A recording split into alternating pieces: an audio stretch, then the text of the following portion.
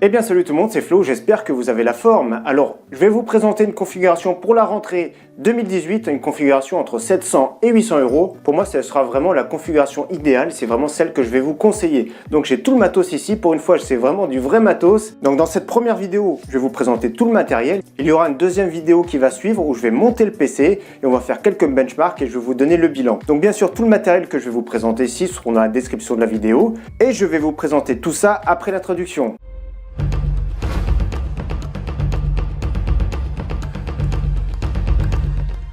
Alors c'est parti, on commence par un pack qui coûte 165 euros. Vous allez dire que c'est un petit peu cher, un pack de chez Cooler Master. Donc pour ce prix-là, vous allez voir qu'on a quand même beaucoup de choses et que c'est vraiment super intéressant. Donc le Master Box Lite 5 RGB qui est vraiment excellent parce que c'est un boîtier moyenne tour, il peut accueillir des cartes mères ATX et qui est pas vraiment très grand. Donc 3 ventilateurs RGB en façade. Au niveau des rentrées d'air ici, c'est très léger sur le dessus et la plus grosse entrée d'air principale, c'est vraiment sur le dessous. Nous avons sur le port façade Power, Reset, le port casque, le port micro, 2 ports USB 3.0 et bien sûr les 3 ventilateurs de 12 cm qui sont RGB et vous allez voir qu'on va pouvoir les piloter grâce à notre configuration. Nous avons sur la version RGB la vitre en plexiglas ici de 4 mm. Donc voilà, on va dévisser. Donc il faut faire attention, c'est fragile. Bien sûr, c'est très fragile. Alors vous vous demandez ce qu'il y a à l'intérieur. Donc ce pack c'est 165 euros. Bien sûr, on arrive à trouver plus ou moins le même prix en faisant différents sites, mais ici en un seul pack, on arrive à avoir 165 euros. Alors déjà sur la façade, on a des inserts qu'on peut changer de couleur. Donc ça peut très bien. On peut se marier ça avec la configuration. Vous avez vu, vous avez des inserts noirs d'origine. On peut mettre soit des inserts blancs en façade ou des inserts rouges. Vraiment, c'est la gamme de configuration sur toute carte mère qu'on retrouve le plus souvent. Voilà, en démontant le panneau arrière, on voit très bien qu'il y a tout le câble qu'il faut pour les 3 ventilateurs en façade. L'alimentation ici, avec la connexion secteur et l'alimentation qu'on va en parler tout de suite après. Mais voilà, je vais vous montrer ce qu'il y a dedans. C'est bien attaché, on reçoit ça en un seul colis. C'est compact. Et donc, vous vous demandez sûrement ce qu'il y a dans ce carton. Alors, on déballe le tout. Et nous avons un water cooling qui est fourni avec. C'est le Master Liquid 120 Pro parce qu'il a 2 ventilateurs. Donc forcément, il y en a un qui est à l'arrière, on va le fixer à l'arrière. Celui-ci sera en trop. On aura un ventilateur de secours ou alors pour une autre configuration, etc. Donc voilà, ils sont vraiment très bien ici. Ça va être vraiment en extraction à l'arrière. On avait testé sur la chaîne le 240 mm. Le 120, je ne sais pas ce que ça donne. Souvent, la plupart du temps, je déconseille. Mais c'est vrai que le Ryzen, que vous allez voir dans cette configuration, n'est pas non plus un processeur qui chauffe énormément. Donc pareil, tout ça, on verra au moment dans la prochaine vidéo du montage comment ça se passe. Mais je pense qu'il fera vraiment déjà bien l'affaire pour un petit Ryzen qu'on va voir tout à l'heure. Donc à l'arrière, bien sûr, le ventilateur de 12 cm qu'on va devoir enlever. Les 7 slows qu'on retrouve régulièrement pour une format ATX de carte mère. Et l'alimentation qui est directement vissée dessus, c'est une K550 watts, 80 plus bronze. Alors c'est pas une alimentation qui est modulaire. Malgré tout, 550 watts, ça va être vraiment très bien pour notre configuration. Et on pourra quand même les cacher, tout ça, tous ces câbles, on pourra les cacher à l'arrière dans ce beau cache alimentation qu'on a en bas. Cooler Master qui fait quand même du très bon rapport qualité-prix. Il y aura d'ailleurs, j'ai vu, il y a pas mal d'annonces qu'on va retrouver sur des nouveaux boîtiers. On fera un point prochainement. Il y aura quand même pas mal de bons boîtiers à arriver chez Cooler Master et on en reparlera au fur et à mesure. On fait le point des nouveautés à chaque fois des boîtiers. On passe maintenant au processeur. Donc je l'ai spoilé, c'est le Ryzen 5 2600 qui a beaucoup baissé le prix. Donc maintenant on le retrouve à 160 euros chez Amazon. C'est un 6 cœurs 12 threads. Il est vraiment très performant. En boost, il peut aller jusqu'à 3,9. Bien sûr, il faudra un bon refroidissement. Ça tombe bien, on a un water cooling ici. Donc on va l'ouvrir, on va le déballer et c'est un modèle qu'on peut overclocker. Vous allez voir que c'est une nouveauté au niveau de la carte mère. On a choisi une B450 mais on va voir ça tout de suite après. Donc ici on a le beau petit Ryzen 2600. La version X est quand même beaucoup plus chère, c'est sûr que la fréquence est un peu mieux, mais si on overclock à 4 Go, les performances seront exactement les mêmes. Et nous avons le ventilateur de chez AMD qui est fourni avec, mais ça on va le laisser de côté, on va le garder. Alors au niveau de la carte mère, je suis parti sur une MSI, elle coûte moins de 120 euros. Alors le chipset B450 vient de sortir et qu'est-ce qu'il a de nouveau déjà, c'est que par défaut, il est compatible avec les Ryzen série 2000, ce qui n'était pas le cas avec les anciennes, les B350, X370, il fallait faire une mise à jour.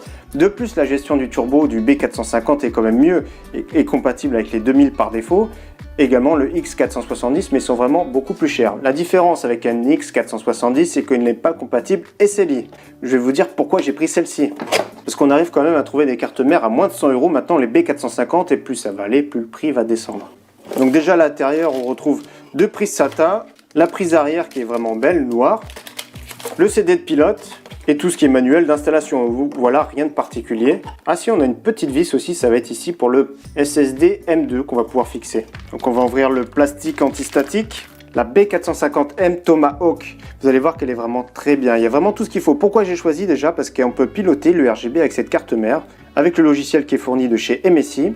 Si vous avez besoin de Wi-Fi, n'achetez pas une carte en plus. Il y a la MSI Pro Carbone AC qui est disponible pour, on va dire, 20 € de plus cher. Et ça vaut plus le coup. Ce sera plus joli que de racheter une carte Wi-Fi en plus PCI Express. Donc bien sûr, je mettrai des liens dans la description pour ceux qui veulent. Donc 4 slots de RAM pour cette carte mère. Une carte son de très bonne qualité, c'est pour ça que j'ai choisi. La plupart du temps, il y en a qui mettent des chipsets, on va dire pas au rabais, mais vraiment des chipsets plus entrée de gamme. Au niveau des alimentations, 4 pins, il y a vraiment ce qu'il faut pour les ventilateurs. 1, 2, 3. On en a 4 ici. Les prises SATA, il y en a un petit peu partout en bas ici. Pour les SSD ici, il y a un slot M2. On va pouvoir piloter du RGB ici en bas. Et également ici en haut. Donc on pourra rajouter par exemple une bande RGB. En plus, c'est ça qui est vraiment très bien.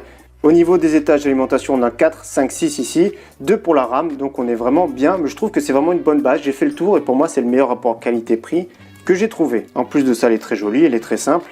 Et en plus de ça, on a une très bonne carte son. Moi, j'aime beaucoup les designs épurés de chez MSI. Il y a la Gaming Plus qui était un petit peu moins bien. Celle-ci, ce qui est bien, c'est que vraiment, comme je vous ai dit, elle pilote le RGB, donc c'est très bien pour notre boîtier avec ces 3 ventilateurs 12 cm en façade. Alors pour la RAM maintenant, nous avons 8 Go de DDR4, donc ici c'est de la DDR4 2666 qui coûtait 85 €. Il y a également, j'ai retrouvé, donc aujourd'hui moi je l'ai commandé à 85, maintenant c'est la DDR4 2400 qui est à ce prix là, donc je vous mets le lien dans la description pour ceux qui veulent. Les Ballistics, une des références qui sont vraiment excellentes avec Corsair, j'aime bien, et également comme je le rappelle, G-Skill. Donc voilà, elles sont très jolies, ça ira très bien avec notre carte mère, le style, vous avez vu le style, ça ira très bien avec notre carte mère. Je trouve que le look, c'est important de marier le look. Vous avez vu même le PCB noir, le look des RAM. Je trouve que c'est bien de les marier avec notre carte mère. Au niveau de la carte graphique, je pars sur la Zotac GTX 1060 en version 3 Go. Alors pourquoi je pars sur celle-ci? C'est sûr que c'est une des moins chères, 185 €. Elle est mini, elle fait très bien le travail, mais c'est une des plus bruyantes des GTX 1060. On l'entend un peu, celui qui est allergique au bruit, je vous conseille, je vous mettrai une autre référence. Il y a par exemple la Gigabyte qui va coûter quand même 50 € plus cher, ou d'autres références si je trouve, mais voilà, celle-ci est vraiment déjà bien, 185 €, c'est pour rester dans notre budget. Le budget final sera de 750 €. Et bien sûr, dans la prochaine vidéo, ce sera le montage et on verra les perfs avec quelques jeux et quelques benches. Au niveau du stockage, pour finir, on est sur un disque dur de 1 Tera que j'ai présenté récemment. Toshiba, le P300, 7200 tours par minute. On va le déballer, mais il va y avoir rien d'exceptionnel. Donc comme toujours chez Toshiba, c'est super bien emballé. Il n'y a pas de problème, j'avais commandé aussi un SSD qui était super bien emballé. Et ça fait plaisir parce que des fois on reçoit les versions bulk qu'on appelle. Ici on est sûr d'avoir un emballage bien protégé. Donc version 1 Tera, 7200 tours par minute. Surtout n'achetez pas un disque dur 5400 tours par minute pour votre système. Si vous avez le budget, je vous conseille fortement d'acheter un SSD pour environ 60 €, un 250 Go. Et ça par contre on va dépasser notre PC, il va dépasser 800 €, mais franchement ça peut valoir le coup. Alors en bonus, voilà, je vais mettre en pâte thermique la Cryonaut de chez Thermal Grizzly. Pour moi c'est une des meilleures, surtout le niveau rapport qualité-prix est vraiment top. Et ici j'ai un dédoubleur pour les 4 pins, pour les 3 ventilateurs de façade. J'aime bien acheter celui-ci, ça coûte 6 €, cet accessoire. On met les 3 ventilateurs de façade et on va la brancher une seule prise de carte mère. On s'en fout, notre carte mère on a 4 prises, mais au moins il n'y en aura qu'un seul qui va ressortir comme ça. Et ça va être plus joli je trouve. Alors voilà, je rappelle le prix de tous ces composants, 750 €, le PC fini. Et vous allez voir qu'à ce budget-là, c'est pour moi le meilleur rapport qualité-prix qu'on ait. Donc on aura un PC vraiment super performant pour la rentrée, mais surtout, on verra ça dans la prochaine vidéo, qui sortira vraiment très rapidement, on fera un point. Et vous allez voir que cette configuration est vraiment top. Et surtout, on pourra la faire évoluer parce que les Ryzen, on peut toujours mettre à jour notre carte mère pour accueillir les prochains Ryzen. Donc vraiment, on aura une base pour l'avenir.